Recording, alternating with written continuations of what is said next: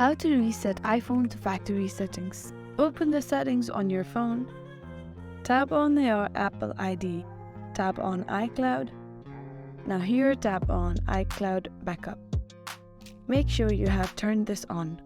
Make sure you have backed up all the data that is stored on your iPhone. If not, you want to tap on Backup Now. After you do that, you want to go back to the home screen of the settings.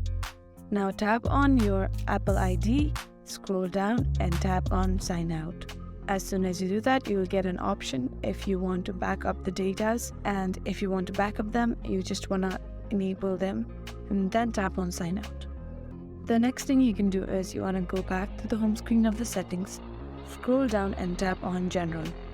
Now here you want to scroll down to the bottom and then tap on Transfer or Reset iPhone. Prepare the new iPhone that you want to transfer all the data. To do that, tap on Get Started, and if you're not, you have already set a new iPhone.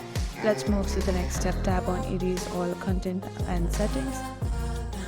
Tap on Continue. Tap on Continue here.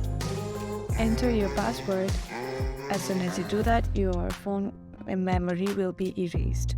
And now you want to sign out of your Google, and then you want to reset your phone by clicking the volume button upward once and then downward once, and then keep on pressing the power button.